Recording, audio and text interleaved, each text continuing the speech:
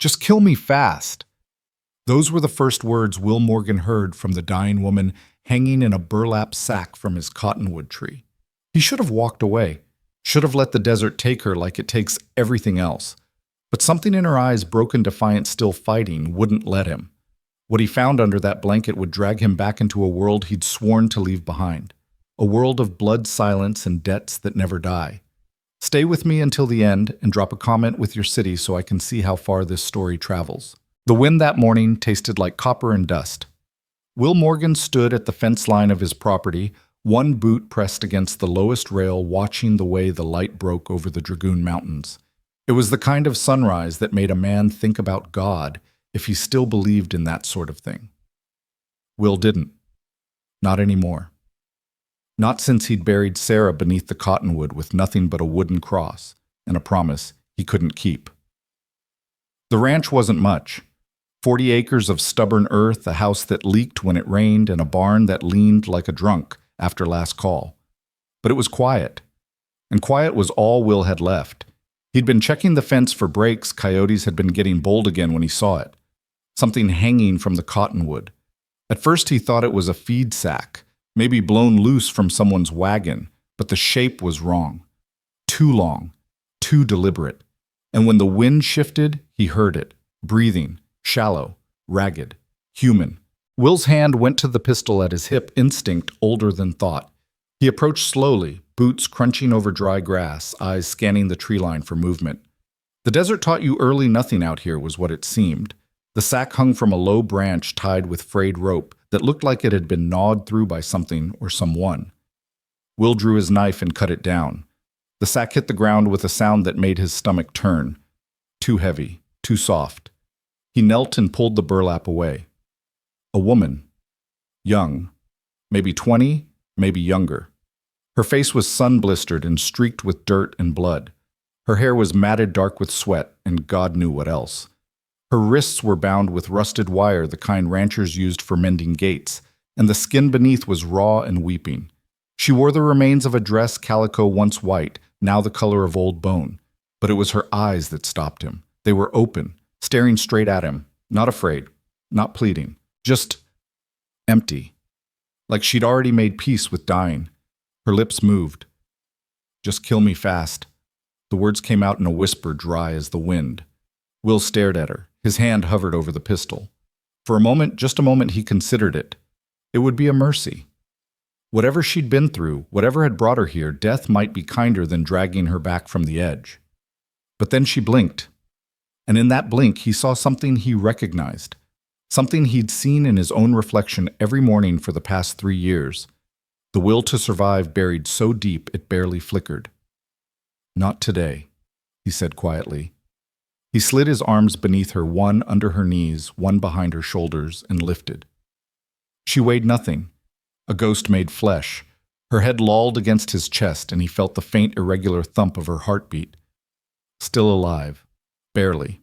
He carried her across the property, past the barn where his horse stamped and snorted, past the garden Sarah had planted that had long since gone to seed.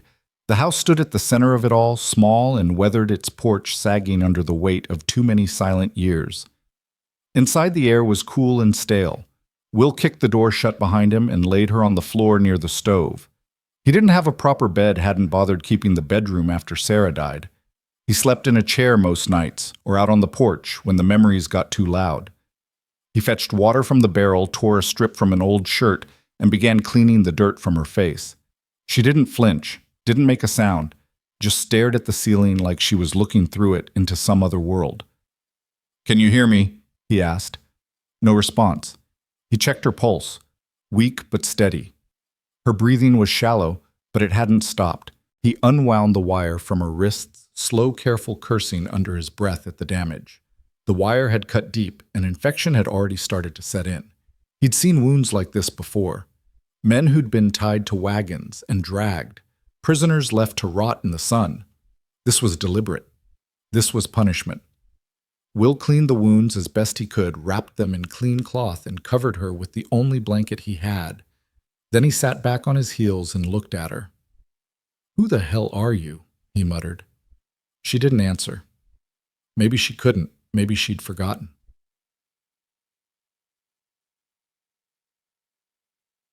The first day she didn't move. Will checked on her every few hours, listening for the sound of breathing, watching for the rise and fall of her chest. He brought water, held it to her cracked lips, and let it trickle into her mouth. Most of it ran down her chin, but some went down. That was enough. He didn't know what else to do. He wasn't a doctor, wasn't a preacher. He was just a man who'd found something broken and didn't have the heart to leave it. On the second day, she opened her eyes. Will was sitting in the chair by the stove, mending a bridle, when he felt her gaze on him. He looked up. She was watching him, silent, wary, like a deer that hadn't decided yet whether to bolt. "You awake?" he asked. She didn't answer, just kept staring. He set the bridle aside and stood slowly, keeping his movements deliberate, non-threatening. "I'm not going to hurt you," he said. "You're safe here." Her eyes tracked him as he moved to the stove, poured a cup of broth from the pot he'd kept simmering. He crouched beside her, offering the cup. "You need to drink." She looked at the cup, then at him, then back at the cup. Slowly, painfully, she pushed herself up onto one elbow. Her hand shook as she reached for the cup. Will didn't help, didn't touch her. He just held it steady and let her take it. She drank. 3 small sips. Then she stopped, her face pale, and handed it back. "Good," Will said. "That's good." She lay back down, her eyes closing, exhaustion pulling her under again. That night he heard her crying. It wasn't loud, just soft, broken sounds that came through the thin wall between the main room and the corner where she lay. Will sat in his chair, staring at the darkened ceiling, listening. He didn't go to her, didn't say anything. Some wounds needed to bleed before they could heal.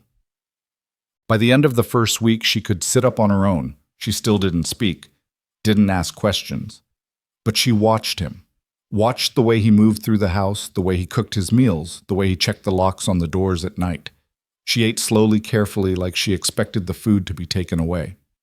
Will left her alone, gave her space, let her come to him in her own time. One morning he found her standing by the window looking out at the land. "It's not much, he said, coming up beside her. "But it's quiet." She didn't respond, just kept staring. "You don't have to tell me anything," Will continued. "Don't have to explain. But if you want to stay, you can. No strings, no expectations." She turned to look at him, then her eyes searching his face for something, a lie maybe, a trap. Whatever she found, it seemed to satisfy her. She nodded once, then turned back to the window. That afternoon she followed him outside. Will was splitting logs behind the barn when he felt her presence. He looked up. She stood a few feet away, arms wrapped around herself, watching. "You ever split wood?" he asked. She shook her head. He held out the axe. "Want to try?" She hesitated. Then slowly she stepped forward and took it. Will showed her how to position the log, how to grip the axe, how to swing with her whole body instead of just her arms.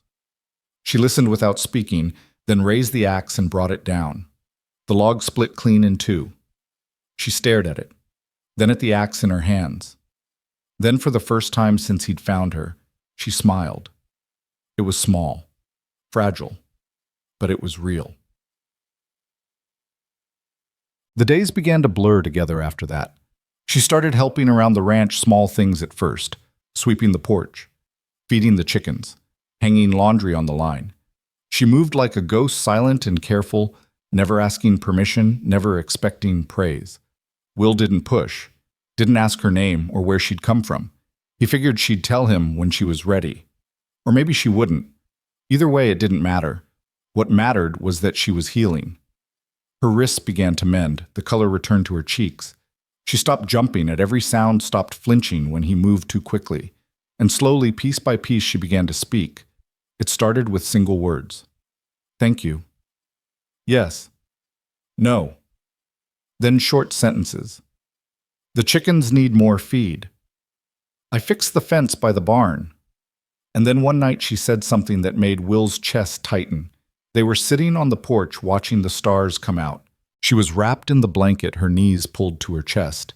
Will was smoking a cigarette, letting the silence stretch between them. "You didn't touch me," she said quietly. Will looked at her. "No." "Why not?" He took a long drag, exhaled slowly. Because you didn't want me to. She was quiet for a long moment. Then she said, most men wouldn't have cared.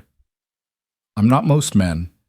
She looked at him, then really looked at him, and for the first time he saw something other than fear in her eyes. Trust. It was fragile, tentative, like a bird testing the strength of a branch. But it was there. My name is Emma, she said. Will nodded. Will. I know, she said. I heard you talking to the horse. Despite himself, he smiled. Yeah, he's a better listener than most people. She almost laughed. Almost. That night she slept inside the house instead of on the floor. Will gave her the bedroom, the one he hadn't used in 3 years, and took the chair like always. He didn't sleep much, kept listening for sounds from the other room, but all he heard was steady breathing. For the first time in a long time, the house didn't feel so empty. 2 weeks after he'd found her, Will rode into town for supplies. He didn't like going into Tombstone. Too many people. Too many questions. But the ranch was running low on flour and coffee, and he needed to pick up some wire for the fence. He tied his horse outside the general store and stepped inside. The place smelled like sawdust and tobacco. Old man Fletcher was behind the counter tallying figures in a ledger. Will Morgan, Fletcher said, not looking up. Didn't expect to see you. Need supplies, Will said, setting a list on the counter. Fletcher glanced at it, then at Will. You doing all right out there? Fine. Heard you've been keeping to yourself even more than usual. Will didn't respond, just waited. Fletcher gathered the items, flour, coffee, salt, wire, and set them on the counter. That'll be $4. Will paid in cash, took the supplies, and turned to leave. Will, he stopped. You hear about the girls? Fletcher asked. Will's jaw tightened. What girls be? 3 of them. Gone missing over the past few months. Sheriff's been asking around, but nobody's seen nothing. Fletcher leaned forward, lowering his voice. Folks are saying it's traffickers, men who snatch girls and sell them south of the border. Will's blood went cold. Anyone been caught? Not yet, but there's talk. Some of the ranchers near Bisbee saw strange men hanging around, asking about work, asking about other things. Fletcher's expression darkened. You see anything suspicious, you let someone know. Will nodded slowly. I will. But as he walked out of the store, his mind was racing. Emma's wrists, the brand on her skin he'd glimpsed one night when the firelight caught it just right. The way she'd looked when he'd first found her, like something hunted. She wasn't just lost. She'd been taken. But that night Will couldn't sleep. He sat on the porch staring out at the darkness, replaying Fletcher's words in his mind. 3 girls missing. Traffickers. Men who preyed on the vulnerable. He thought about Emma, about the way she still woke sometimes in the middle of the night gasping, about the scars on her wrists, about the way she'd begged him to kill her. Someone had done that to her, and they were still out there. The door creaked open behind him. Emma stepped out wrapped in the blanket, her bare feet silent on the wood. Can't sleep? She asked. No. She sat beside him, pulling the blanket tighter around her shoulders. Me neither.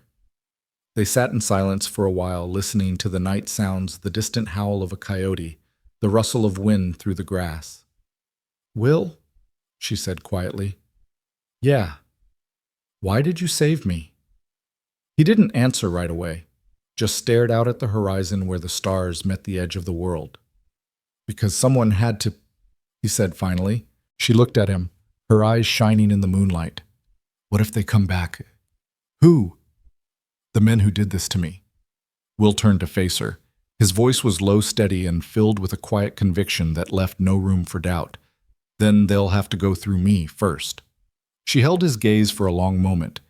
Then she nodded, and for the first time since he'd found her, she leaned her head against his shoulder. They sat like that until dawn. 2 broken souls finding something neither of them had expected. A reason to fight. The morning after their conversation on the porch, Will woke to find Emma already up standing in the kitchen with flour on her hands. She'd found Sarah's old apron hanging on a nail by the pantry and tied it around her waist. The sight of it stopped him cold, not because it hurt, but because it didn't. For 3 years, that apron had hung there untouched, a relic of a life he couldn't return to. Now it looked like it belonged exactly where it was. "I'm making biscuits," Emma said without turning around. "Or trying to. I'm not very good at it." Will poured himself coffee from the pot she'd already brewed. Sarah always said the secret was keeping the butter cold. Emma's hand stilled for just a moment. Then she nodded. "I'll remember that." They ate breakfast in comfortable silence, and afterward Will headed out to check the south fence line. The wire had been loose for weeks, and with summer coming on, the cattle would start pushing against it, looking for greener grass that didn't exist. He was halfway through tightening the third post when he saw them. Hoof prints. Fresh ones. 3 horses, maybe 4, cutting across his property line from the east. They'd come in sometime during the night, skirted the barn, and circled back toward the road. Will crouched down, studying the tracks. One of the horses was shod wrong. The left rear print showed a chip in the shoe, a distinctive notch that would be easy to recognize again. His jaw tightened. Nobody had any business riding through his land at night, and nobody who meant well traveled in a group like that, quiet and careful, avoiding the house.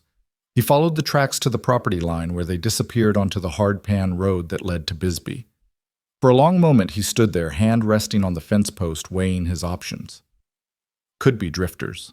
Could be rustlers sizing up his cattle, not that he had enough to make it worth their while. Could be nothing. But Will Morgan hadn't survived 3 years alone in the Arizona Territory by assuming the best of people. He headed back to the house, his mind working through possibilities he didn't want to consider. Emma was hanging laundry when he returned, and she looked up as he approached, her expression immediately guarded. "What's wrong?" she asked. "Probably nothing," Will said. "But I want you to stay close to the house for a few days. Don't wander past the barn." Her face went pale. "They found me." "I don't know what I found, just tracks, but until I do, I want you where I can see you." She nodded, her knuckles white where she gripped the wet sheet. "Okay." That night Will didn't sleep at all. He sat in the chair with his rifle across his lap, watching the darkness through the window. Every sound made him tense, the creak of the house settling, the scratch of branches against the roof, the distant yip of coyotes. Emma had gone to bed hours ago, but he could hear her moving restlessly in the next room, and he knew she wasn't sleeping either. Around 3 in the morning, she emerged from the bedroom wrapped in her blanket. "You should rest," she said quietly. "I'm fine." She sat down on the floor near his chair, pulling her knees up under the blanket. "Will you tell me about your wife?" The question caught him off guard. In 3 years, nobody had asked. Nobody who knew him would dare, and nobody who didn't know him cared. "Why?" he asked. "Because I want to know who you were before you found me." Will was quiet for a long time, staring at the rifle in his hands.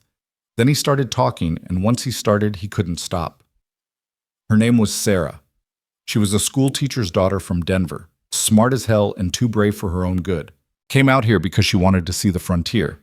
Said she was tired of living in her father's house, tired of being told what was proper and what wasn't. He smiled at the memory. She was 19 when I met her. I was working as a deputy in Tucson. She came into the office one day to report that someone had stolen her traveling bag, and she was so furious I thought she was going to pull a gun on me when I told her we probably wouldn't find it. Emma's lips quirked. "Did you find it?" "Found it, and arrested the man who took it. Turned out he'd been running a whole operation stealing from travelers at the station. Sarah came to the trial and sat in the front row every day taking notes like she was writing a newspaper article." Will's expression softened. Afterward, she thanked me by inviting me to dinner. 6 months later, we were married. "What happened to her?" The softness left his face. "Fever.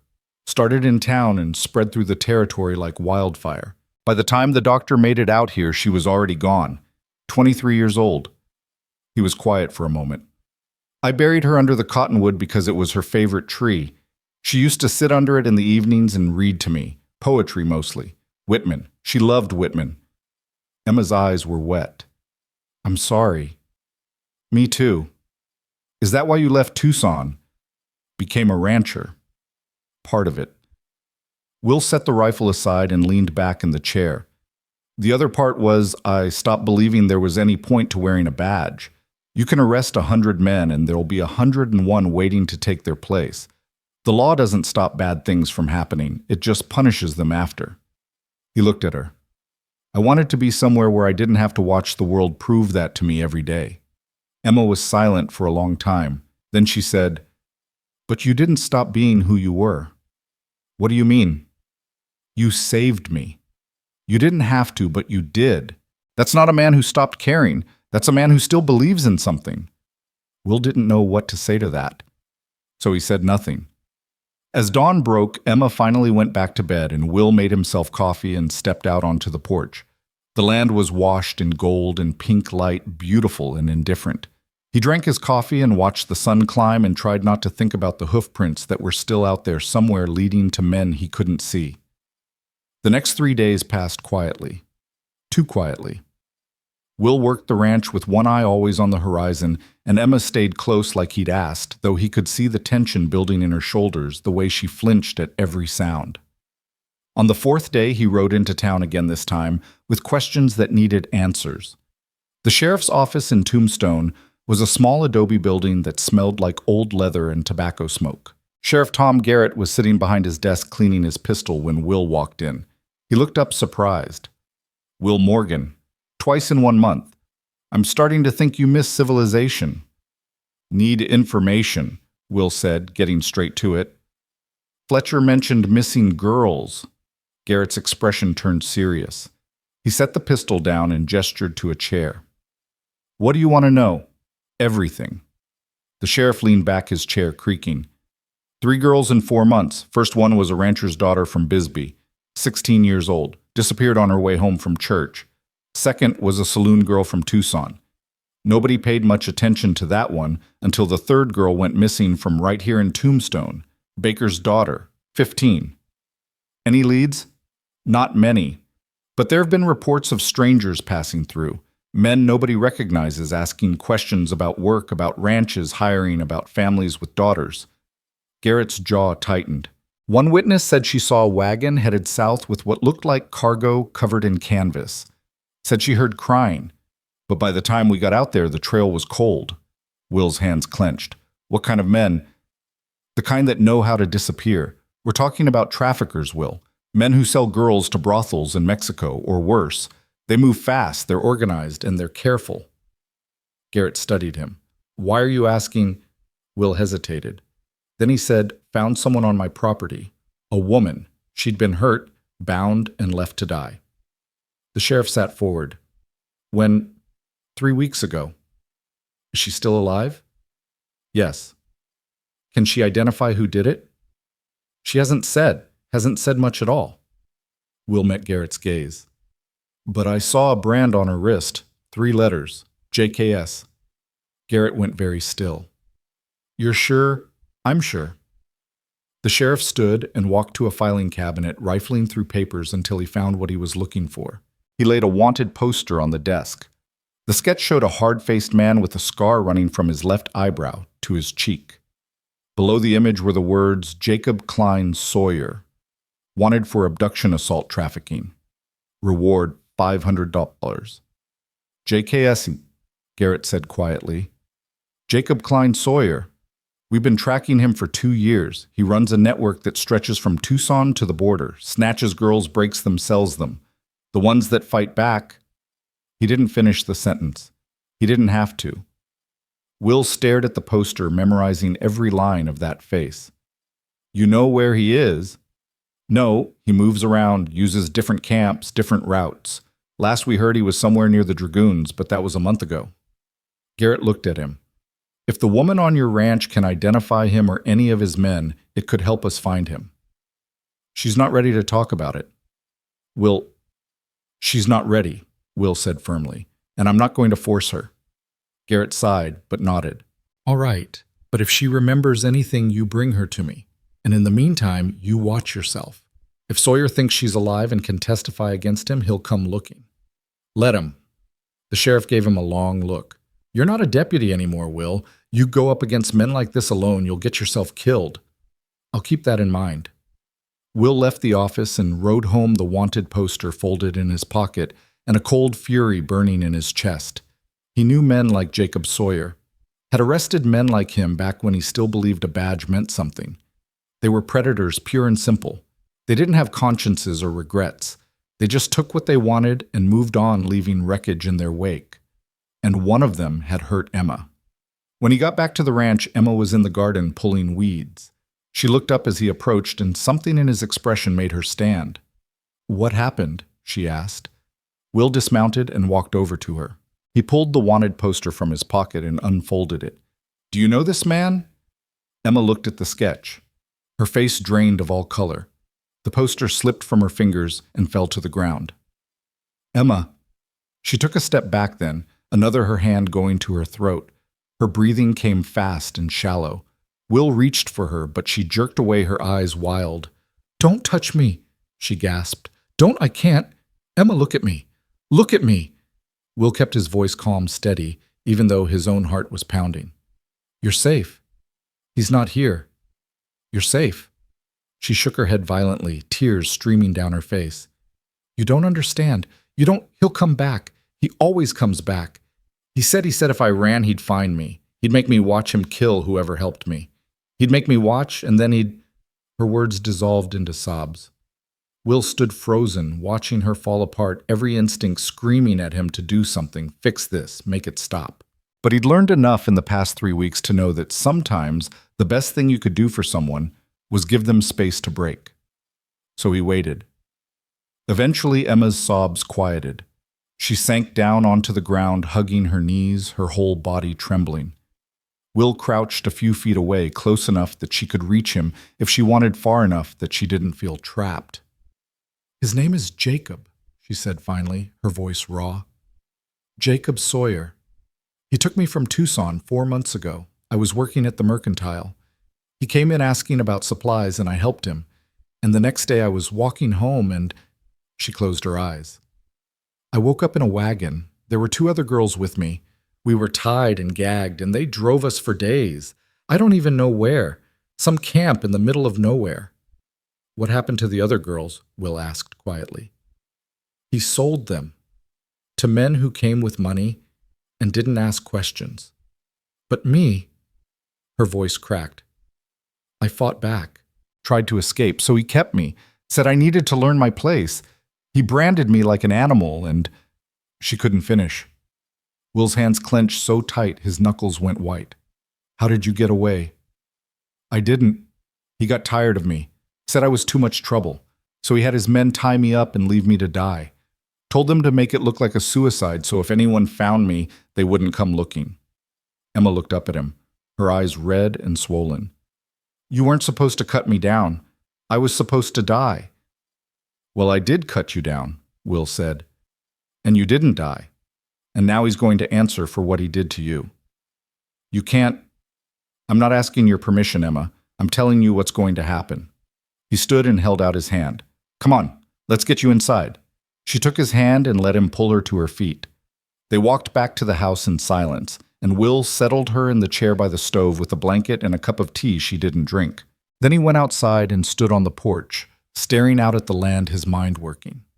Jacob Sawyer was still out there, still taking girls, still destroying lives. And if the hoof prints Will had found meant what he thought they meant, Sawyer knew Emma was alive, which meant he'd be coming back to finish what he started. Will went to the barn and opened the trunk where he kept his old deputy gear. The badge was tarnished, the leather holster cracked with age, but the second revolver was clean and well-oiled. He strapped it on, checked the ammunition, and carried both rifles back to the house. He spent the rest of the afternoon reinforcing the doors, checking the windows, making sure every entrance could be defended. Emma watched him work without speaking. Finally, as the sun began to set, she said, "You're preparing for a fight. I'm preparing to keep you safe. This isn't your fight, Will." He stopped what he was doing and looked at her. "Yes, it is." "Why?" "Because you found me. Because you feel responsible." "No." He crossed the room and crouched in front of her chair so they were eye to eye. "Because you matter. Because what happened to you was wrong. And because I'll be damned if I let it happen again." Emma's eyes filled with tears. "I don't want you to die because of me. I don't plan on dying. Jacob's not alone. He has men, at least 4 that I saw, maybe more. They're armed and they're mean and they'll kill you without thinking twice. Let them try. She grabbed his arm, her grip desperate. You don't understand what he's like. He's not just cruel, he's smart. He plans everything. If he knows I'm alive, he won't just ride up to your door. He'll wait. He'll watch. He'll find your weakness, and he'll use it. Then I'll be ready. Emma shook her head, fresh tears spilling over. You can't be ready for someone like him. But Will just squeezed her hand and said, watch me. That night they ate dinner by lamplight, and afterward Will taught Emma how to load and fire the old Colt revolver he'd given her. She was a terrible shot, at first flinching every time she pulled the trigger, but she kept at it until she could hit the fence post more often than not. Good, Will said. If anyone comes through that door that isn't me, you shoot first and ask questions later. Understand? I understand. They went inside and Will locked the door behind them, sliding the heavy wooden bar into place. He positioned himself in the chair with a clear view of both the front door and the window. Emma sat on the floor nearby, the revolver in her lap, her eyes on the darkness outside. Tell me about Tucson, Will said after a while. Before all this, what was it like? Emma was quiet for a moment. Then she said, loud, dusty, full of people who all seemed to be rushing somewhere. I lived with my aunt after my parents died. She ran the mercantile. I helped her with inventory and customers. A small smile touched her lips. There was this boy who used to come in every Saturday to buy peppermints. He was so nervous he could barely speak. Used to turn bright red whenever I looked at him. You ever talked to him? Once. Told him the peppermints were on sale. He bought 6 months' worth and never came back. She laughed softly. I think I scared him. You probably did. They talked through the night, trading stories, hers about Tucson, his about his years as a deputy. He told her about the time he arrested a man for stealing a pig, and the pig ended up escaping the impound and wreaking havoc through the entire town. She told him about the traveling magician who came through Tucson and accidentally set his own wagon on fire during a performance. They laughed, and for a few hours the fear receded, and they were just two people sharing space in the darkness. But when dawn came, the fear returned. Will saw them as soon as the sun cleared the horizon. 4 riders silhouetted against the pink sky, sitting motionless on the ridge 1/2 mile from the house. Too far to see their faces, but close enough to send a message. We know you're here. Emma saw them too. She went rigid beside him, her hand flying to the revolver at her hip. Is that them? Will asked. I don't know. Maybe. I can't see. Her voice broke. Oh, God. Get inside, Will said. Bar the door. Don't open it for anyone but me. What are you going to do? Going to have a conversation. Will know. But he was already moving. He grabbed his rifle, checked his revolvers, and headed for the barn. Emma's voice followed him, desperate and afraid, but he didn't turn back. He saddled his horse with quick, practiced movements, swung up into the saddle, and rode toward the ridge. The 4 men didn't move as he approached. They just sat there, watching their faces hidden under wide-brimmed hats. Will stopped his horse about 30 yards away and called out, This is private property. You're trespassing. One of the men urged his horse forward a few steps. He was tall and broad-shouldered, with a beard shot through with gray. His eyes were cold as river stones. Name's Dutch, the man said. We're looking for something that belongs to our boss. Nothing here belongs to you or your boss. Dutch smiled, but there was no humor in it. Now that's where you're wrong, friend. We had a girl. She ran off, and we have reason to believe she's here. Don't know what you're talking about. Sure you do. Dutch's smile widened. We've been watching. Saw her hanging laundry yesterday. Pretty little thing, dark hair. Looks like she's recovering nicely from her accident. Will's jaw tightened. Leave. Now. Can't do that. See the girl's valuable property, and my boss doesn't like when his property gets damaged or stolen. So we're going to need you to hand her over, and then we'll be on our way. That's not happening. Then we have a problem. Dutch's hand drifted toward the gun at his hip. You seem like a reasonable man. Hate to see you die over something that's not your concern. Everything on this ranch is my concern. Is that right? Dutch looked past Will toward the house. Well then, guess we'll have to come back when you're not around. You set foot on this property again, I'll kill you, Dutch laughed. Big words from one man against 4. Try me. For a long moment, the two men stared at each other. Then Dutch pulled his reins and turned his horse. "We'll be seeing you, friend." The four riders disappeared over the ridge, but Will knew they weren't gone. They were circling, watching, waiting for an opening. He rode back to the house and found Emma standing on the porch, her face white as chalk. "They're going to come back," she said. "I know. We should run. Leave tonight. Go somewhere he can't find us." Will dismounted and climbed the porch steps. "I'm not running. This is my land, my home, and nobody's taking it from me. Nobody's taking you from me." Emma's eyes were desperate. "Then what do we do?" Will looked out at the horizon where the riders had disappeared. His voice was hard as iron when he spoke. "We get ready for war." Will spent the rest of that morning turning his ranch into a fortress. He reinforced the barn doors with extra planks, positioned water barrels around the house in case of fire, and cleared sight lines so nothing could approach without being seen. Emma worked beside him without being asked, her movements quick and efficient, despite the fear he could see etched into every line of her body. She'd stopped arguing about running. Maybe she understood that running wouldn't solve anything. Maybe she was just too tired to fight anymore. By noon, the sun was brutal overhead, and sweat soaked through Will's shirt. He was hammering the last board into place on the barn door when Emma appeared with a dipper of water. He drank it gratefully, then poured the rest over his head. "How many rounds do we have?" Emma asked. Will wiped his face with his sleeve. "Enough for a fight, not enough for a siege. What if they wait us out? What if they just sit out there until we run out of food or water?" "They won't wait. Men like that don't have patience." Will set the hammer down and looked at her. "They'll come tonight or tomorrow night. Soon. Before we have time to get help or fortify further. They'll want this finished quick." Emma's hand went to the revolver at her hip, a gesture that was already becoming habit. "I can shoot. Not well, but I can shoot." "I know. But I don't want you shooting unless you have to. I want you in the house with the door barred. If they get past me, you use that gun. Otherwise, you stay hidden." "And what if they get past you?" "They won't." They won't." He repeated, his voice harder this time. "I've been in situations like this before. I know how men like Dutch think, how they move. They'll come fast and loud, thinking they can scare us into submission. But we have the advantage. We know the land, we know the house, and we know they're coming. That's more than enough." Emma didn't look convinced, but she nodded anyway. They finished the preparations in silence, and when there was nothing left to do, they went inside and waited.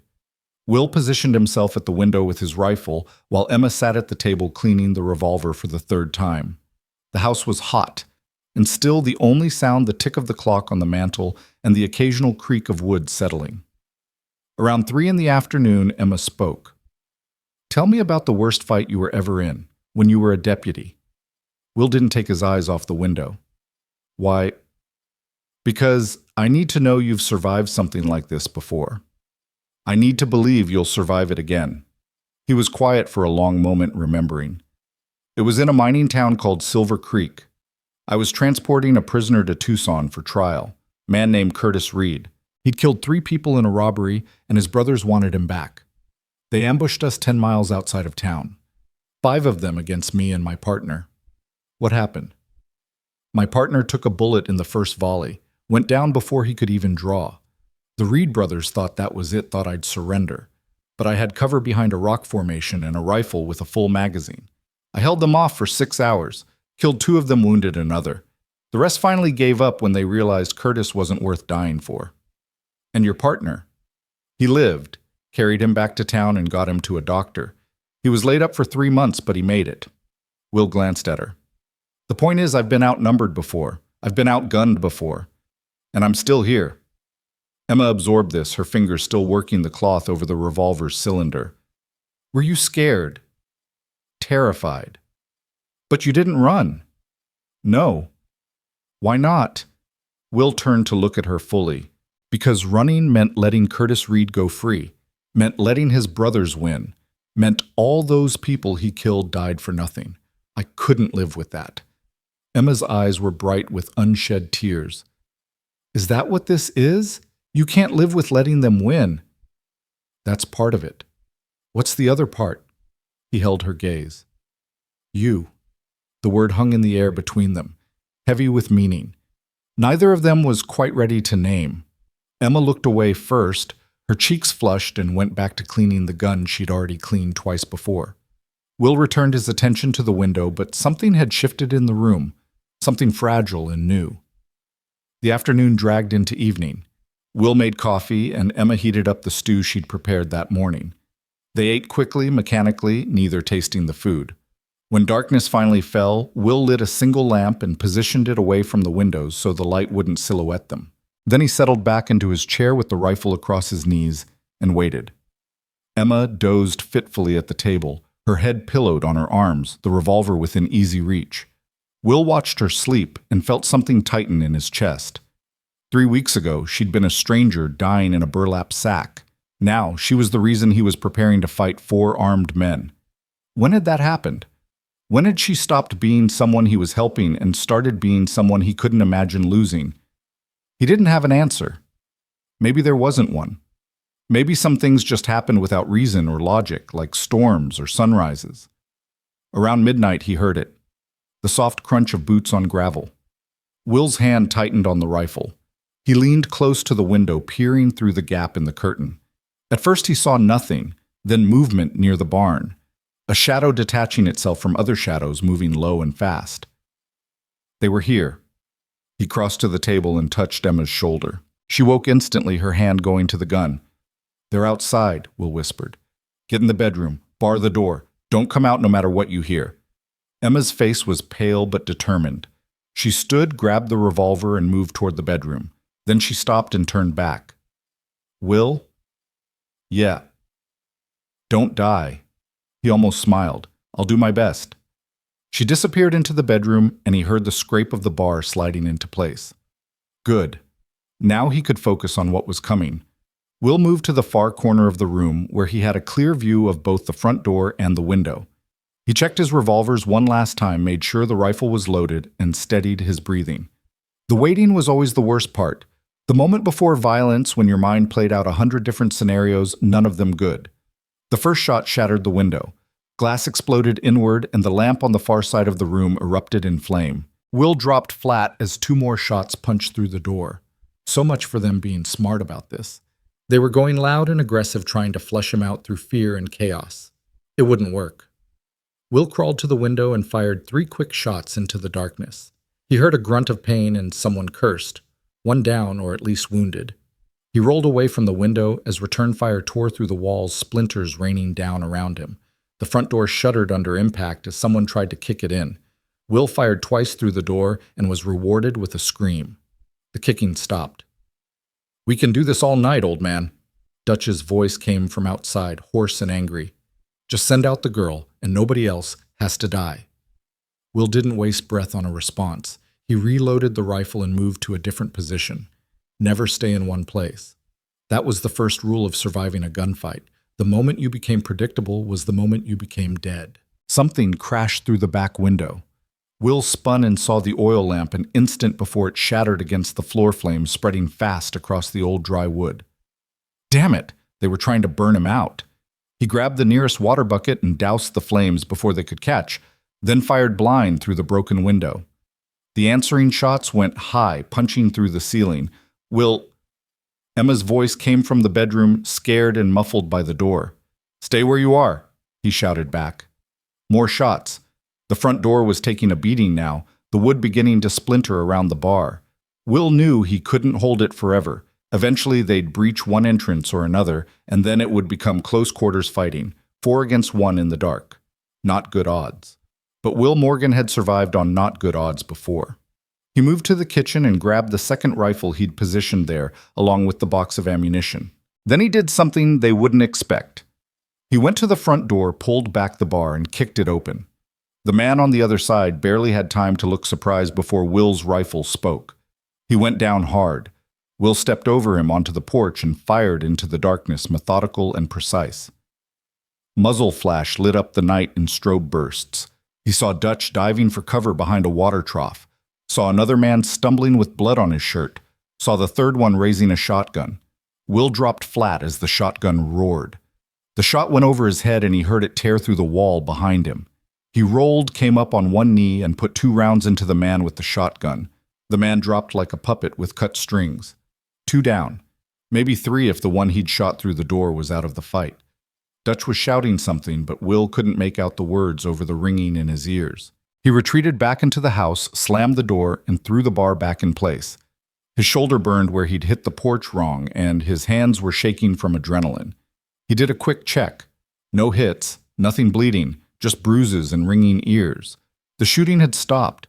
Will moved to the window and peered out carefully. The yard was empty except for the bodies. No movement.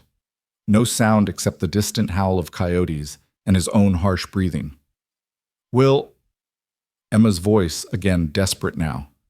"I'm okay," he called back. "Stay put." He waited 5 minutes. 10. Nothing moved outside. Were they regrouping, running? He didn't know, and he couldn't afford to assume. He kept his position rifle ready, watching the darkness for any sign of movement. Then he heard it. The sound of horses moving away fast and urgent. He risked a longer look through the window and saw 2 riders disappearing into the night, one of them slumped in the saddle. They were running. Dutch, and whoever else was left, had decided the girl wasn't worth losing any more men. Will waited another 15 minutes to be sure. Then he moved through the house, checking every window, every door, making sure no one had stayed behind. When he was satisfied they were really gone, he went to the bedroom and knocked. "Emma, it's over. You can come out." The bar scraped back and the door opened. Emma stood there with the revolver raised, her hands shaking so badly she could barely hold it. When she saw him standing there alive and whole, something broke in her expression. She lowered the gun and threw her arms around him, burying her face in his chest. "I thought when I heard all those shots, I thought, I'm fine," Will said quietly, wrapping his arms around her. "I'm fine." She was crying now, great heaving sobs that shook her whole body.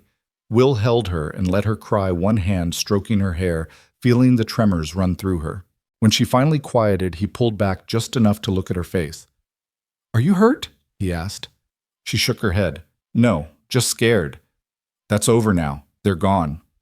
"You don't know that. They could come back. They're not coming back. Not tonight." Will guided her to the chair and made her sit. "Wait here. I need to check something." He took one of the lamps and went outside. The night air was cool and clean after the smoke and gunpowder.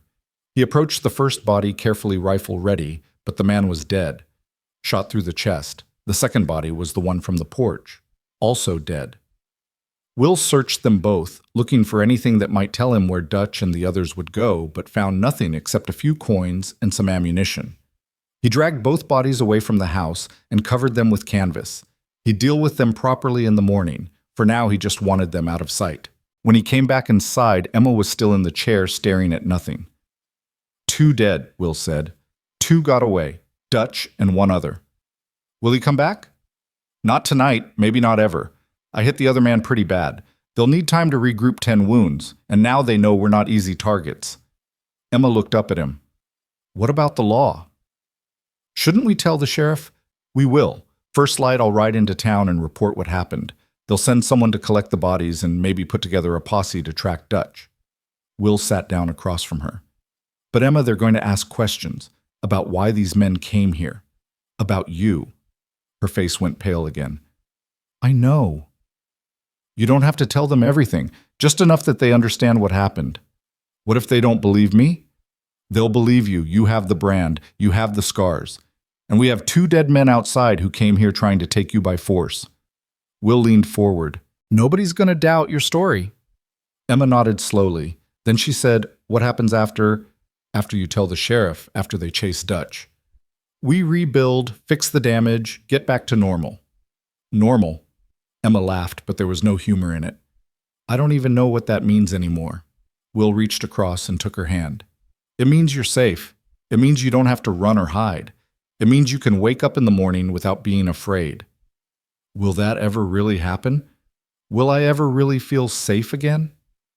"Yes," Will said with a certainty he didn't entirely feel. "It just takes time." They sat like that for a while, hands clasped across the table, neither speaking. The house was a wreck around them. Bullet holes in the walls, broken glass everywhere, smoke stains on the ceiling, but they were alive. That was what mattered. Eventually, Emma spoke again. "Thank you. for fighting for me, for not giving up. You don't need to thank me. Yes, I do. You could have let them take me. Would have been easier, safer. Easier isn't always right. Emma smiled, then small and fragile. Sarah was lucky to have you. I was the lucky one. Will? Yeah? I'm glad you found me, even though it brought all this trouble, even though it put you in danger. I'm glad. Will squeezed her hand. Me too. They spent the rest of the night cleaning up what they could and taking turns keeping watch, though Will suspected neither of them would have slept even if they'd tried. When dawn finally broke pale and gray, Will saddled his horse and prepared to ride into town. Emma insisted on coming with him. You shouldn't be alone out here, she said. Not until we know for sure they're gone. Will wanted to argue, but he knew she was right, so they rode together side by side as the sun climbed higher and turned the desert gold. The town came into view around mid-morning, looking exactly the same as it always did, as if nothing had changed. But everything had changed. Will could feel it in his bones. Sheriff Garrett was just opening the office when they arrived. He took one look at Will's face and said, "What happened?" Will told him. All of it. Garrett listened without interrupting, his expression growing darker with every word. When Will finished, the sheriff sat back in his chair and rubbed his face. Jesus Christ, you killed 2 of them. Self-defense, they came at night, shot up my house, tried to burn us out. And the girl, she can corroborate. Will looked at Emma. She nodded. Garrett studied her for a long moment. Then he said, I need you to tell me everything you remember, about Jacob Sawyer, about his operation, about where he kept you. Anything that might help us find him. Emma's jaw tightened, but she nodded again. Okay. It took 2 hours. Emma spoke slowly, haltingly, sometimes having to stop when the memories became too much. She described the camp where they'd held her somewhere in the mountains east of Bisbee. She described the other girls, the men who came to buy them, the layout of the operation. She described Jacob Sawyer in detail, his voice, his mannerisms, the way he moved. Every word was clearly costing her, but she kept going, determined to see it through. When she finished, Garrett had pages of notes. He looked up at her with something like respect in his eyes. You're brave, he said simply. Most people wouldn't have survived what you went through. Fewer still would have the courage to testify about it. I'm not brave, Emma said quietly. I'm just angry. Good. Anger's useful, keeps you sharp. Garrett turned to Will. I'm going to organize a posse. With what Miss Emma's told us, we should be able to find Sawyer's camp, but it'll take a few days to get men together. I'm going with you, Will said. Will sub. I'm going. Non-negotiable. Garrett sighed but didn't argue. He knew that look. Fine. But you follow my lead. This is law business now, not revenge business. Understood. They left the office and stepped out into the bright sunlight. Emma was quiet, her face drawn with exhaustion. Will wanted to take her straight home, but there was one more stop he needed to make. The general store was busy with mid-morning shoppers. Will found Fletcher behind the counter and pulled him aside. I need supplies, Will said. Ammunition, food, medical supplies. Everything you've got. Fletcher raised his eyebrows. Planning a war. Already had one. Preparing for another. Fletcher didn't ask questions. He just started pulling items from the shelves. While he worked, Emma wandered the store, running her fingers over bolts of fabric, picking up small items and setting them down again. Will watched her and felt that tightness in his chest again. She looked lost, like she was trying to remember what normal people did in normal places. He walked over to her. You see anything you want? She looked up at him, startled. What? Anything in the store? Something for yourself? Emma shook her head. I don't need anything. That's not what I asked. She was quiet for a moment. Then she pointed to a shelf of books. I used to like reading. Before. Will walked over and pulled down 3 books without checking the titles. He carried them to the counter and added them to his order. Fletcher gave him a knowing look but said nothing. On the ride back to the ranch, Emma held the books in her lap like they were precious things. She kept touching the covers, tracing the embossed letters with her fingertips. Thank you, she said quietly. You're welcome. Nobody's given me anything in a long time, not without wanting something in return. I don't want anything except to see you happy." Emma looked at him, then really looked at him, and Will saw something in her eyes he'd been hoping to see. Not love, not yet, but the beginning of it, the possibility. They spent the rest of that day and the next repairing the damage to the house. Will replaced the broken windows, patched the bullet holes, fixed the splintered door. Emma helped where she could, handing him tools, holding boards steady. They worked in comfortable silence, falling into a rhythm that felt natural and right. On the third day, Sheriff Garrett arrived with 5 men. They were all deputies or former lawmen, hard-eyed and capable. Garrett introduced them briefly, then got down to business. "We ride at first light tomorrow. Based on what Miss Emma described, the camp should be about 2 days northeast. We'll approach at night, surround them, and give them a chance to surrender. If they don't, we take them by force." "What about the girls?" one of the deputies asked. "If there are more being held there, that's why we're bringing the wagon, for transporting survivors." Garrett looked at each man in turn. "This won't be easy. These are dangerous men who have nothing to lose. Some of you might not come back. Anyone want to back out? Now's the time." Nobody moved. Garrett nodded. "Good. Get your affairs in order. Say your goodbyes. We leave at dawn." That evening, Will sat on the porch with Emma watching the sun go down. Neither of them had spoken much since Garrett left. There wasn't much to say. They both knew what tomorrow meant. Finally, Emma broke the silence. "What if something happens to you out there?" "Nothing's going to happen." "You don't know that." "No," Will admitted. "I don't, but I'm not going to lie to you and pretend this isn't dangerous. It is, but it's necessary." Emma was quiet for a long moment. Then she said, "If you don't come back, I won't know what to do. I won't know how to—" Her voice broke. Will turned to face her. "If I don't come back, you keep living. You take care of this place. You read those books. You find something that makes you happy. You don't let what happened to you define who you are. You hear me?" Emma nodded, tears streaming down her face. "And Emma, if I do come back, and I will, I want you to know something." "What?" Will reached out and gently wiped the tears from her cheeks. "These past few weeks, having you here, seeing you get stronger every day, it's reminded me what it feels like to have something worth protecting, something worth fighting for. So when I ride out tomorrow, I'm not just fighting for justice or the law or those other girls. I'm fighting to come back here. To you." Emma's breath caught. "Will, you don't have to say anything. I just needed you to know." She leaned forward and pressed her forehead against his. They stayed like that as darkness fell around them, 2 souls finding comfort in proximity, in the simple act of not being alone. That night, Will lay awake in his chair, watching Emma sleep in the next room. He thought about Sarah, about the life they'd had, and the life they'd never get to live. He thought about justice and revenge, and the thin line between them. Mostly, he thought about tomorrow, about riding into unknown danger with 5 men he barely knew, chasing a monster who'd already proven he was capable of anything. But for the first time in 3 years, Will Morgan felt like his life had purpose again. Like there was something worth surviving for. Whatever happened tomorrow, that would have to be enough. Dawn came cold and gray, the kind of morning that made a man's bones ache. Will was already dressed and checking his gear when Emma emerged from the bedroom. Her hair loose around her shoulders, her eyes red from a sleepless night. She watched him in silence as he loaded his rifles, checked his ammunition strapped on his revolvers. Every movement was deliberate, practiced the muscle memory of a man who'd done this before. "You should eat something," Emma said finally. "Not hungry." "Will." He looked up at her and saw the fear she was trying so hard to hide. He set down the rifle and crossed to where she stood.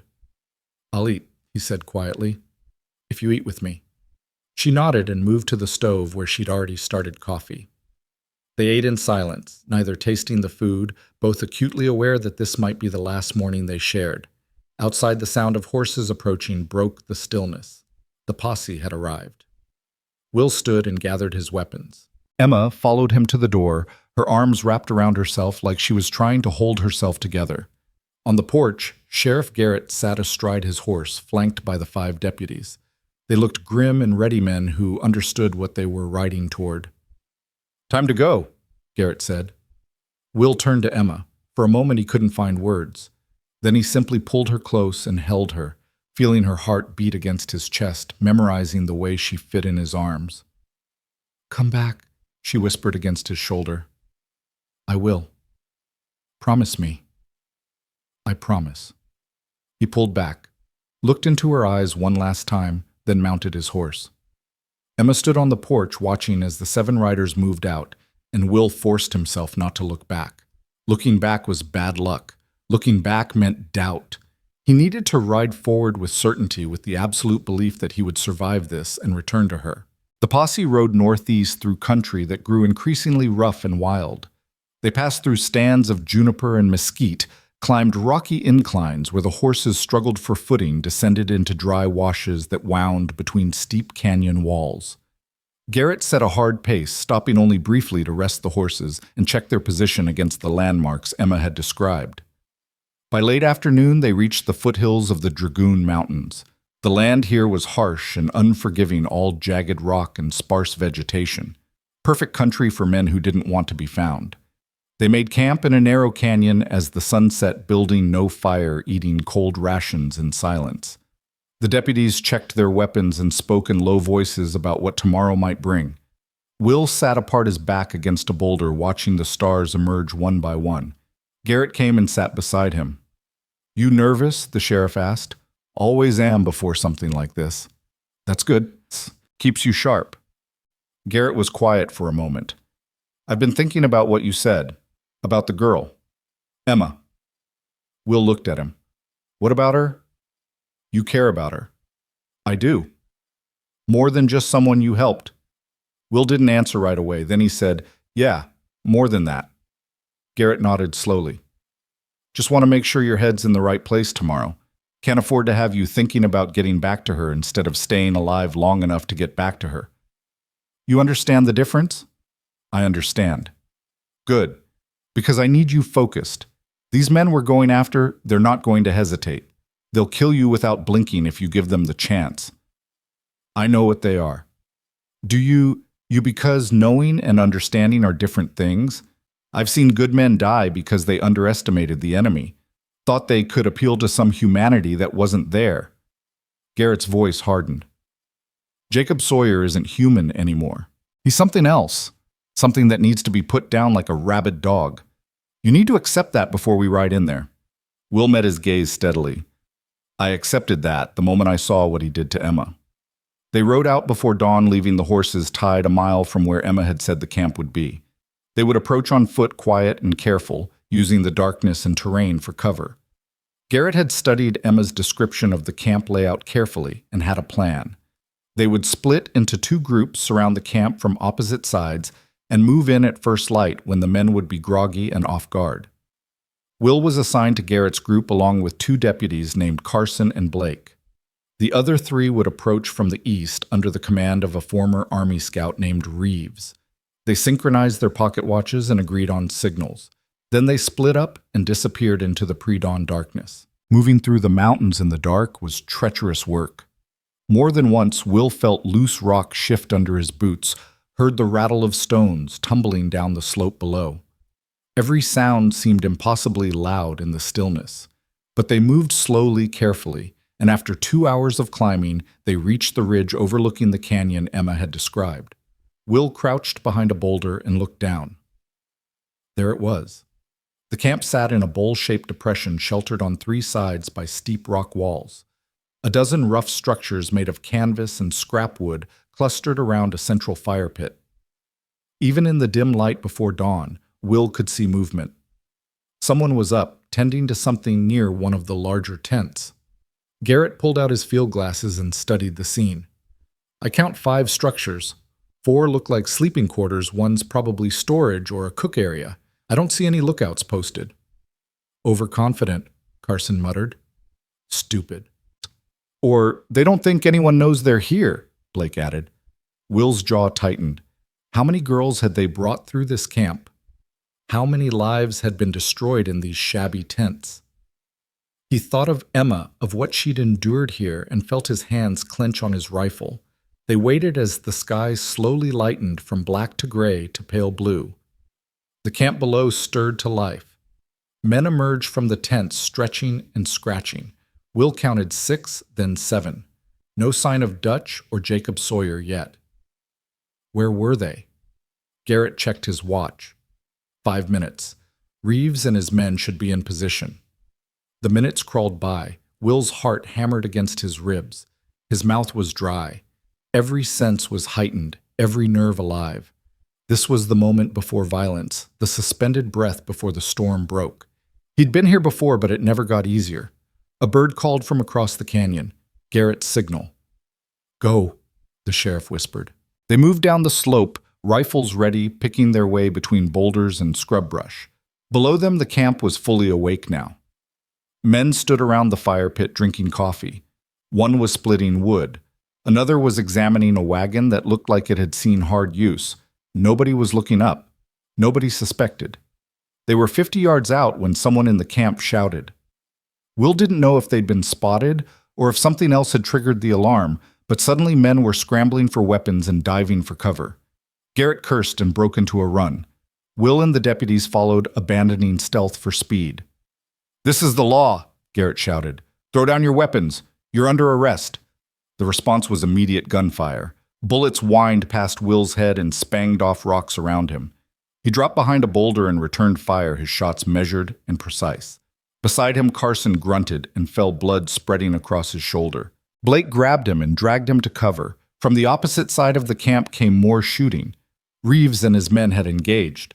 The camp was now caught in a crossfire exactly as Garrett had planned. But the men weren't surrendering. They were fighting like cornered animals, desperate and vicious. Will saw a man break from cover running for the wagon. Will led him and fired.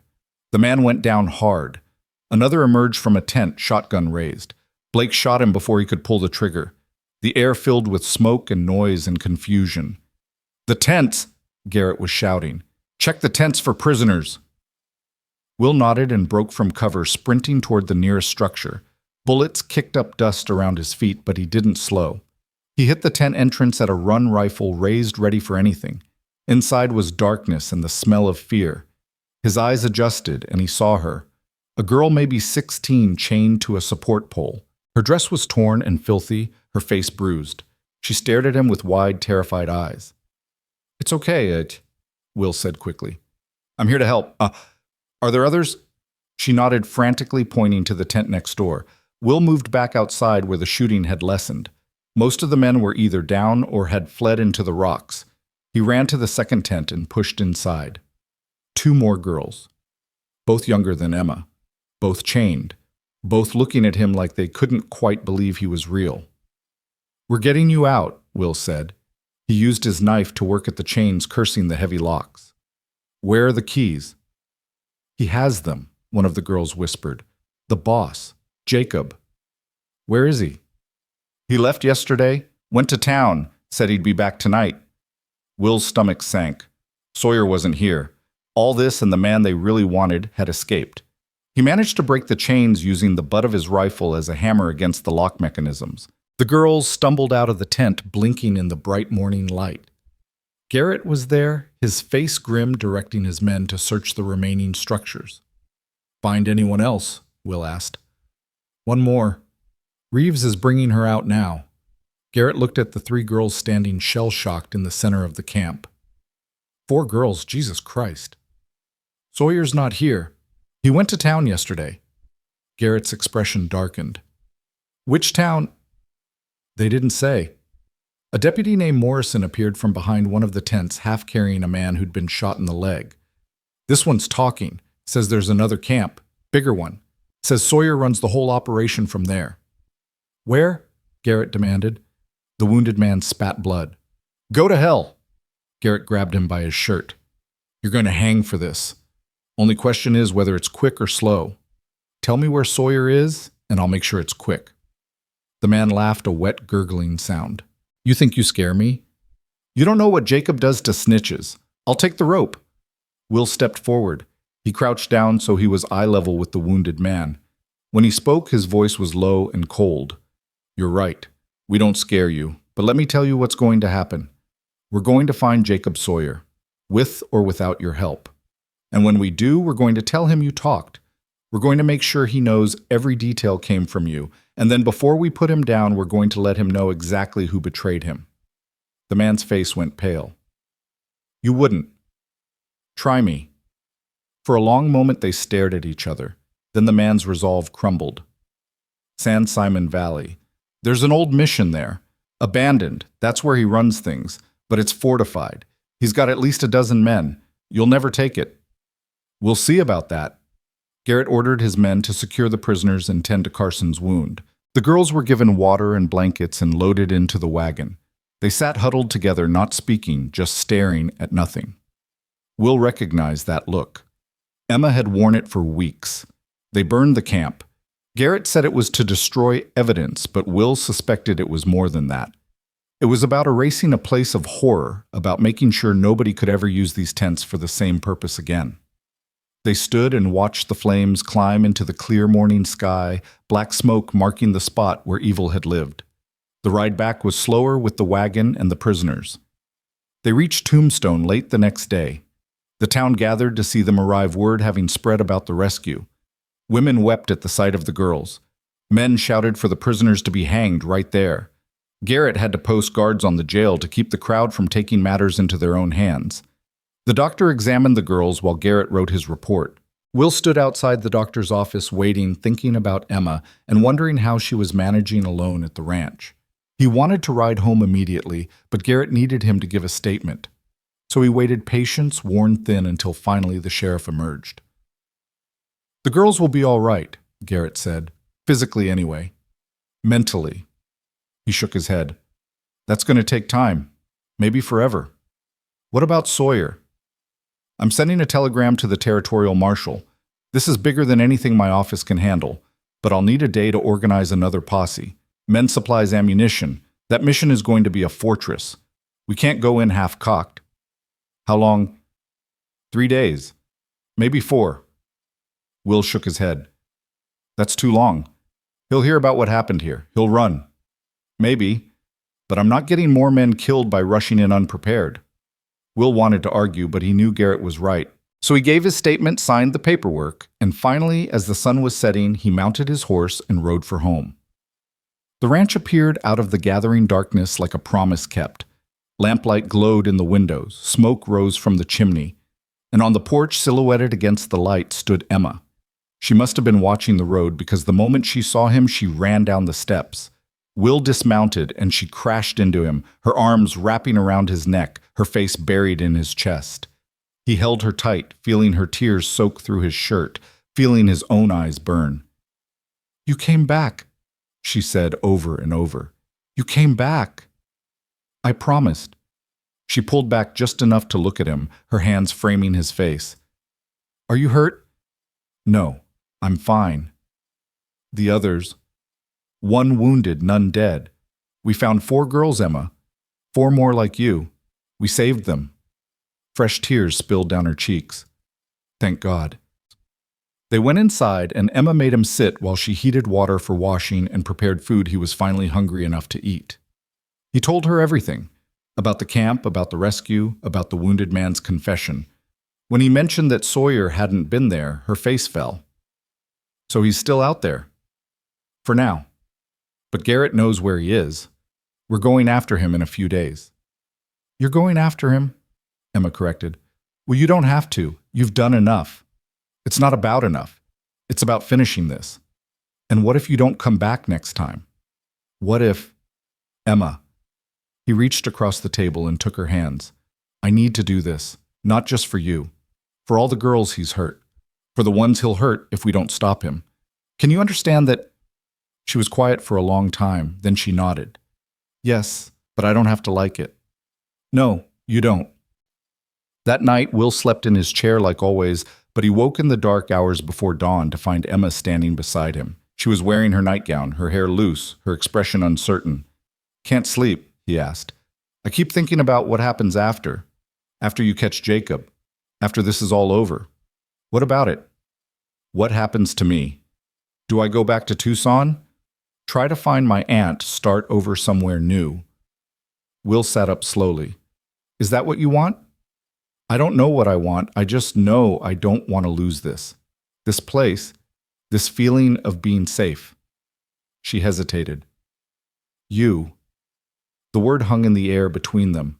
Will stood and moved closer to her, close enough that he could see the lamplight reflected in her eyes. You don't have to go anywhere, he said quietly. You can stay here, long as you want. As what, your charity case, the broken girl you took in? No, as Emma. As the woman who fixed up my house and learned to split wood and made this place feel like a home again. He reached up and tucked a strand of hair behind her ear. As the woman I'm falling in love with. Her breath caught.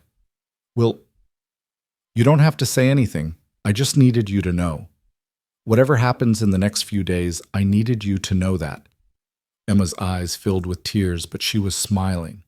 You foolish, brave, impossible man. Then she kissed him. It was soft and tentative at first, testing, asking permission. Will answered by pulling her closer, deepening the kiss, pouring 3 weeks of longing and fear and hope into that single moment. When they finally broke apart, both were breathless. I don't know if I can love anyone again, Emma whispered. Not after what happened, not after what I've become. You haven't become anything except stronger, and I'm not asking you to love me, not now, maybe not ever. I'm just asking you to stay, to give yourself time to heal, to see what's possible. She rested her forehead against his chest. I'll try. That's all I'm asking. They stood like that until the first light of dawn crept through the windows, two damaged souls finding comfort in each other, finding hope in the possibility that maybe, just maybe, they could build something good from all this wreckage. The next 3 days passed in a strange, suspended state. Will worked the ranch repairing fences and tending cattle. Emma cooked and cleaned and slowly began claiming spaces in the house as her own. She moved her few belongings into the bedroom, hung her clothes in the wardrobe Sarah had used. Will watched this transformation and felt something shift in his chest. The house was becoming theirs instead of his. The distinction mattered more than he'd expected. On the third evening, Garrett arrived with news. The posse was assembled. 20 men this time, including a contingent from the territorial marshal's office. They would ride at dawn and reach the mission by late afternoon. The plan was to surround it, demand surrender, and if that failed, take it by force. This is it, Garrett said. This is the end of Jacob Sawyer, one way or another. Will just nodded. That night, he and Emma sat on the porch watching stars wheel overhead. Neither spoke. There was nothing left to say. Everything that mattered had already been said. When dawn came, Will dressed in silence. He strapped on his weapons, checked his ammunition one final time, and turned to find Emma watching him from the doorway. Come back to me, she said. I will. Promise. I promise. He kissed her once, long and deep, trying to memorize the taste of her, the feel of her in his arms. Then he pulled away and mounted his horse. Will, Emma called as he turned to leave. He looked back. When you find him, when you find Jacob Sawyer, you make sure he knows. You make sure he knows that I survived, that I'm free, that he didn't break me. Will's jaw tightened. I will. Then he rode out to meet the posse rode toward the old mission, and the final confrontation rode toward whatever destiny waited in the San Simon Valley. Behind him, Emma stood on the porch watching until he disappeared from sight, her hand pressed against her heart, her lips moving in silent prayer. The posse gathered at the edge of Tombstone as the sun broke over the mountains, 20 hard men on tired horses with grim purpose written on their faces. Will recognized a few from the first raid, but most were strangers. Marshall's men from Tucson and volunteers from neighboring ranches who'd heard about the missing girls. They all had their reasons for being here. Will's reason was waiting for him back at the ranch, praying he'd keep his promise. The territorial marshal was a man named Cole Brennan, tall and gray-haired with eyes that had seen too much. He gathered everyone in a circle before they rode out and laid down the law in a voice that brooked no argument. We do this right, or we don't do it at all. The mission is fortified and Sawyer will have lookouts posted. We approach from multiple directions, surround the place, and give them one chance to surrender. If they don't take it, we go in hard and fast. But nobody fires until I give the order. I won't have this turn into a massacre. We're lawmen, not executioners. One of the volunteers, a rancher named Hayes, whose daughter had gone missing 6 months prior, spat in the dust. What if some of us don't care about the distinction? Brennan fixed him with a cold stare. Then you can turn around right now. I understand your anger, but we do this legally or not at all. Jacob Sawyer will hang for what he's done. That's justice. Anything else is just revenge. Hayes held his gaze for a moment, then looked away. Nobody turned back. They rode south through country that grew increasingly desolate as the day wore on. The land here was all alkali flats and scattered mesquite shimmering with heat mirages that made distant mountains look like they were floating. Will rode near the front with Garrett and Brennan saying little thinking about Emma's final words. Make sure he knows that I survived. Make sure he knows he didn't break me. By late afternoon, they could see the mission rising from the valley floor like a broken tooth. It had been built by Spanish priests a century ago and abandoned when the Apache made the territory too dangerous. Now it served as a fortress for a different kind of predator. The walls were adobe 10 feet high in places with gaps where time and weather had taken their toll. A bell tower rose from the center, its cross long since fallen or stolen. Even from a distance, Will could see men moving on the walls. Brennan called a halt in a wash 2 miles out and spread a rough map on the ground. We split into 4 groups. Reeves, you take 5 men and approach from the east. Hayes, you and 4 others come in from the south. Garrett west side with your contingent. I'll take the north with the rest. We move into position over the next 2 hours quiet and careful. Nobody gets trigger happy. When everyone's in place, I ride up to the main gate under a white flag and make the offer. If they refuse, I fire 1 shot in the air. That's the signal. Everyone moves in. What about the girls? Will asked. If there are prisoners inside, they'll be caught in the crossfire. That's why we surround first. Give them nowhere to run. We make it clear that the only way anyone leaves is in custody or in a box. Most men will choose custody when faced with those odds. Most men aren't Jacob Sawyer. Brennan looked at him. You know him. I know what he's done. That's enough. The marshal nodded slowly. Then you understand why we have to end this today. They split up according to plan. Will was assigned to Garrett's western approach along with 3 other men. They circled wide using the terrain for cover, moving slowly through the scrub and rock. The sun was merciless overhead, and Will's canteen was half empty by the time they reached their position behind a low ridge overlooking the western wall. Through his field glasses, Will studied the mission. The walls were damaged, but still substantial with firing positions carved into the adobe at regular intervals. He counted at least 8 men visible, all armed, all alert. The main gate faced north toward where Brennan would approach. A smaller postern gate on the south side looked like it had been reinforced recently. They're ready for us, one of the deputies muttered. Probably heard about the raid on the camp. Garrett lowered his own glasses. Doesn't matter. They have nowhere to go. We've got them boxed. Time crawled. Will lay in the dirt watching the mission and thinking about all the ways this could go wrong. A sudden sally through the gates could break their line. Fire arrows could drive them back. Hostages could be brought out as shields. He'd seen desperate men do terrible things when cornered. Jacob Sawyer would be the most desperate of all. The sun was touching the western peaks when Marshal Brennan appeared on the north side. He rode slowly forward on a gray horse, a white cloth tied to his rifle barrel. Will tensed, watching the men on the walls. Would they respect the flag? Or would they shoot him down like a dog? They let him approach. Brennan stopped 50 yards from the gate and called out in a voice that carried across the valley. Jacob Sawyer, this is Marshal Cole Brennan, representing the territorial government. You're surrounded by 20 armed men. There's no escape. Send out any prisoners you're holding and surrender peacefully. You'll get a fair trial. Silence. Then a man appeared on the wall above the gate. Even from this distance, Will could see the scar running down his face. Jacob Sawyer, the man from the wanted poster, the man who'd branded Emma and left her to die. Marshal, Sawyer's voice was surprisingly cultured, almost pleasant. I appreciate the offer truly, but I'm afraid I must decline. This mission is my home, and I'm rather fond of it. As for prisoners, I don't know what you're talking about. Everyone here is free to leave whenever they choose. We know what you've done, Sawyer. We've rescued the girls from your camp. We have witnesses. It's over. Sawyer laughed. Witnesses can be unreliable. Memory is such a fragile thing. And as for my camp, I'm sure I don't know what you mean. Perhaps you've mistaken me for someone else. Last chance, surrender now, or we come in. Then I suppose you'll have to come in, won't you? Sawyer disappeared from the wall. Brennan waited a moment longer, then raised his rifle and fired once into the air. The signal. Will was moving before the echo faded. He and Garrett and the others charged the western wall, firing as they ran. The men on the walls returned fire, but they were outnumbered and outgunned. From 3 other directions came the sound of more shooting as the other groups advanced. The mission was under assault from all sides. Will reached the wall and pressed against it, breathing hard. Bullets chipped adobe above his head.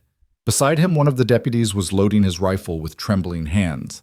Garrett was shouting orders, but Will couldn't make out the words over the roar of gunfire. Then the gate exploded. Someone inside had packed black powder against the wooden barrier and lit it. The blast knocked Will flat and sent debris flying. Through the smoke and dust, he saw men pouring out of the breach, some running, some turning to fire back into the mission. The defensive line was collapsing. Will scrambled to his feet and charged through the opening. Inside the walls was chaos. Buildings burned. Men fought hand to hand. A woman screamed from somewhere to his left. Will spun and saw her, a girl no older than 15, being dragged across the courtyard by a man with a knife. Will didn't think. He raised his rifle and fired. The man dropped. The girl fell to her knees, sobbing. Will ran to her. "Can you walk?" She nodded frantically. "Then run. North Gate. Don't stop." She stumbled away and Will turned back to the fight. The mission courtyard was maybe 50 yards across, surrounded by low buildings that had once been monks' cells and were now storage or barracks. Sawyer's men were falling back to the bell tower in the center, making a final stand. Marshal Brennan was advancing with 10 men calling for surrender, but nobody was listening. The air stank of gunpowder and blood. Will saw Dutch. Then the man who'd come to his ranch, who'd threatened Emma, who'd killed 2 men trying to take her back. Dutch was limping, blood staining his leg, but he still had a pistol in his hand. Their eyes met across the courtyard. Recognition flared. Dutch raised his gun. Will was faster. He fired twice. Dutch staggered, looked down at the spreading red on his chest, then fell forward into the dust. Will felt nothing. No triumph, no regret. Just the cold certainty that one more monster was dead. The bell tower door slammed open and Jacob Sawyer emerged. He had a young girl in front of him, his arm around her throat, a pistol pressed to her head. The shooting stopped. Everyone froze. "That's far enough, Marshal," Sawyer called out. His cultured voice had an edge of hysteria now. "Everyone stays back or she dies." Brennan held up a hand, stopping his men. "Let her go, Sawyer. She's got nothing to do with this. She has everything to do with this. She's my insurance. You let me walk out of here and I'll release her once I'm clear. You know we can't do that." "Then she dies." Sawyer pressed the gun harder against the girl's head. She whimpered, tears streaming down her face. "Your choice, Marshal, her life or your pride." Will was moving before he fully realized what he was doing. He circled left, using the smoke and confusion for cover, getting closer. Sawyer was focused on Brennan, all his attention forward. He didn't see Will approaching from the side. 20 feet. 15. Will raised his rifle slowly, carefully, sighting down the barrel. It was a difficult shot. Sawyer was using the girl as a shield, only his head and right shoulder exposed. One mistake and the girl would die. Will thought about Emma, about the brand on her wrist, about the terror in her eyes when she'd looked at Sawyer's picture, about all the girls this monster had destroyed. He exhaled slowly and squeezed the trigger. The rifle spoke. Sawyer's head snapped back. The gun fell from his hand. He stood there for a moment, a look of surprise on his face, then collapsed. The girl stumbled forward and Garrett caught her, pulling her to safety. For a moment, nobody moved. Then Marshal Brennan's voice rang out. "It's over. Anyone still armed, throw down your weapons. You have 5 seconds." The remaining men complied. There were only 4 of them left alive, all wounded, all broken. The fight drained out of them the moment Sawyer fell. They dropped their guns and raised their hands, and it was truly over. Will lowered his rifle and looked at the body of Jacob Sawyer lying in the dirt. He thought he should feel something, victory maybe, or satisfaction. But all he felt was tired. So tired. Garrett approached him, his face smudged with powder smoke. Hell of a shot. Had to be. You all right? Will thought about it. Ask me tomorrow. They spent the next hours securing the mission and searching for more prisoners. They found 3 more girls locked in what had once been the priest's quarters. All were in poor condition, but alive. The Dr. Brennan had brought along tended to them while the deputies rounded up the survivors of Sawyer's gang. In a ledger hidden in the bell tower, they found everything. Names, dates, transactions. A complete record of Sawyer's operation spanning 3 years. Dozens of girls. Dozens of buyers. A network that stretched from Tucson to Chihuahua. The territorial government would be working through this evidence for months. As the sun set, they loaded the prisoners into wagons and prepared to head back to Tombstone. The girls rode in a separate wagon wrapped in blankets, silent and shell-shocked. Will looked at them and saw Emma as she'd been that first day. Broken, but breathing. Destroyed, but not dead. Marshal Brennan came over as Will was checking his horse's cinch. You did good work today, Morgan. I'll make sure that's in my report. Don't need recognition, just needed it done. Still, you saved that girl's life, ended a monster. That means something. Will mounted up. It means I can go home. The ride back was long and quiet. Men nursed wounds and processed what they'd seen. Some were jubilant, treating it like a victory. Others were somber, understanding the cost. Will rode apart from the others, lost in his own thoughts, counting the miles until he could see Emma again. They reached Tombstone after midnight. The town was dark, except for a few saloons still burning lamps. Brennan took the prisoners to the jail, while the doctor brought the girls to his office. Will gave his statement to Garrett, signed the necessary papers, and finally was free to leave. He rode through the night, pushing his horse harder than he should have driven by a need he couldn't quite name.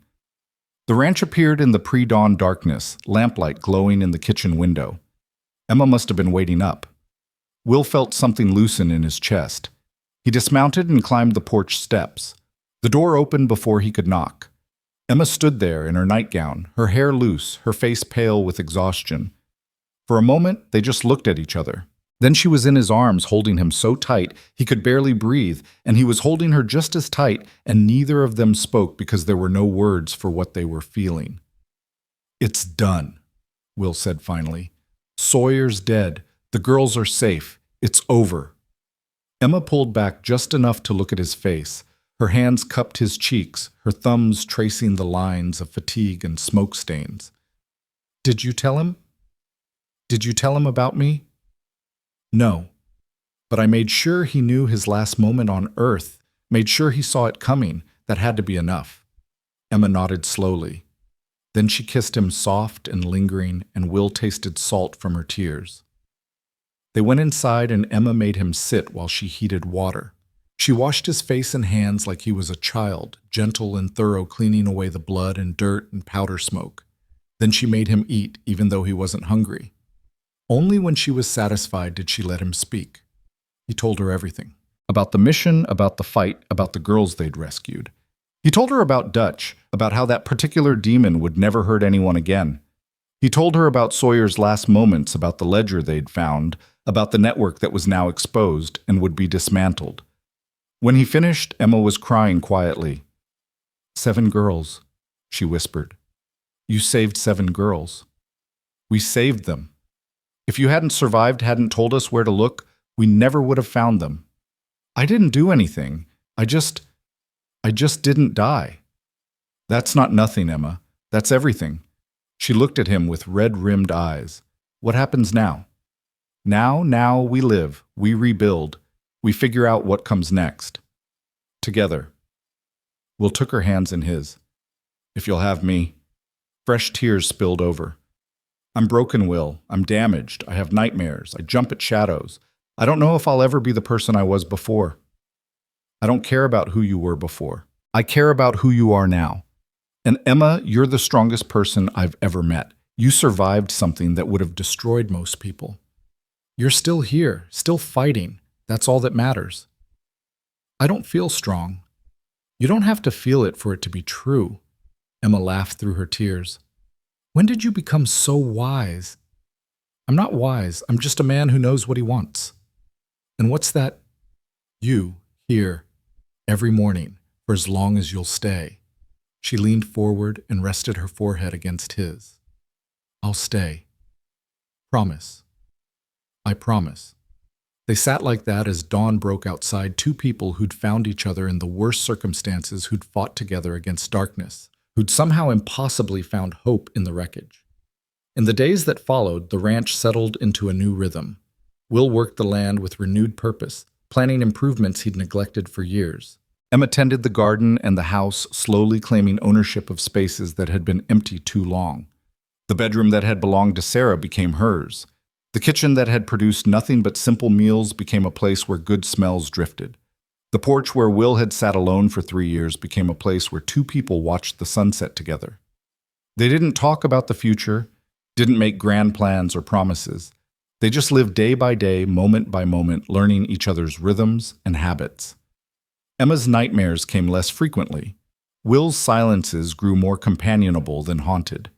Slowly, carefully, they built something neither had expected to find again. 2 weeks after the mission raid, a wagon appeared on the road. Emma saw it first and called to Will from the porch. He came out hand instinctively going to his gun, then relaxed when he recognized Marshal Brennan in the driver's seat. Brennan climbed down with a leather satchel under his arm. "Morgan, Miss Emma, hope I'm not intruding." "Not at all," Will said. "Coffee's on." They sat in the kitchen and Brennan spread papers across the table. "Wanted to update you on where things stand. All of Sawyer's men are in custody awaiting trial. The girls are recovering. 4 have been reunited with their families. The others are being placed with good people who'll look after them." "And the network?" Will asked. "Being dismantled as we speak. We've made arrests in Tucson, Bisbee, even across the border. Sawyer's ledger gave us everything we needed. It'll take time, but we'll get them all eventually." Brennan looked at Emma. "Because of your courage, Miss Emma. Because you survived and testified." Emma's voice was quiet. "I just told the truth. That truth is saving lives." Brennan pulled a document from the satchel. "Which brings me to why I'm here. The territorial government wants to compensate you. Officially, it's for testimony and assistance in the investigation. Unofficially, it's because they recognize what you've been through and want to help you start fresh." He slid the paper across to Emma. Her eyes widened when she saw the amount. $500. More money than she'd seen in her life. "I can't accept this," she said immediately. "You can and you will," Brennan replied firmly. "Use it however you want. Start a business, buy land, put it aside for a rainy day. But take it. You've earned it 10 times over." Emma looked at Will helplessly. He just nodded. "The marshal's right. Take it." She accepted the document with trembling hands. After Brennan left, she sat staring at it like she couldn't quite believe it was real. $500, she said softly. "I could go anywhere. Do anything." Will's heart clenched. "That's true." Emma looked up at him. "Where do you think I should go?" "That's your decision." "Is it?" She stood and crossed to where he sat. "Because I think I already know where I want to be." "Yeah. Here. With you, if the offer's still open." Will pulled her into his lap, holding her close.